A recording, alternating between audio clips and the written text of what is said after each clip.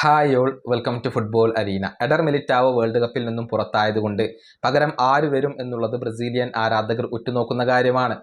Brazilian മാധ്യമങ്ങൾ report ചെയ്യുന്നത് Roger Ibanez വരും എന്നുള്ളതാണ്. കാർലോ ആഞ്ചലോട്ടി അദ്ദേഹത്തെ പരിഗണിക്കുന്നു എന്നാണ് റിപ്പോർട്ടുകൾ. പക്ഷേ തിയാഗോ സിൽവക്ക് നറുക്ക് വീഴുമോ എന്നുള്ളതാണ് ആരാധകർ ഉറ്റുനോക്കുന്ന കാര്യം. നമുക്കറിയാം, ബ്രസീലിൻ്റെ വേൾഡ് കപ്പ് ടീമിൽ ഇടം നേടാൻ തനിക്ക് ആഗ്രഹമുണ്ട് എന്നുള്ളത് തിയാഗോ സിൽവ തുറന്നു പറഞ്ഞിരുന്നു. അദ്ദേഹം ഈ വർഷം പോർട്ടോയിലേക്ക് തിരിച്ചെത്തിയിരുന്നു, യൂറോപ്യൻ ഫുട്ബോളിലേക്ക് തിരിച്ചെത്തിയിരുന്നു. അത് ബ്രസീലിയൻ ദേശീയ ടീമിലേക്ക് തിരിച്ചു വരാൻ വേണ്ടിയാണ്. ഏതായാലും പോർട്ടോക്ക് വേണ്ടി അദ്ദേഹം നടത്തിയ പ്രകടനം നമുക്കൊന്ന് പരിശോധിക്കാം. കഴിഞ്ഞ ജനുവരിയിലാണ് അദ്ദേഹം പോർട്ടോയിൽ എത്തിയത്. അതിനുശേഷം 13 മത്സരങ്ങൾ കളിച്ചു. 11 മത്സരങ്ങളിൽ സ്റ്റാർട്ട് ചെയ്തു.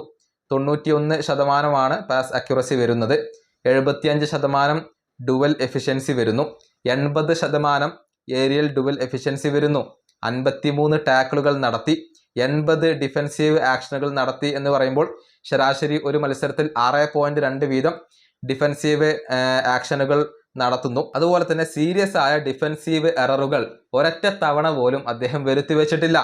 മാത്രമല്ല, ഒരൊറ്റ ഡ്രിബിൾ മാത്രമാണ് അദ്ദേഹം സഫർ ചെയ്തിട്ടുള്ളത്. അതായത് മിക്ക മത്സരങ്ങളിലും അദ്ദേഹത്തെ മറികടന്നുകൊണ്ട് മുന്നോട്ട് പോകാൻ എതിർ താരങ്ങൾക്ക് കഴിഞ്ഞിട്ടില്ല. 4 ഫൗളുകൾ മാത്രമാണ് കമ്മിറ്റ് ചെയ്തിട്ടുള്ളത്. അതായത് ഫൗളുകൾ കമ്മിറ്റ് ചെയ്യുന്നതിൻ്റെ എണ്ണം വളരെയധികം കുറവാണ്.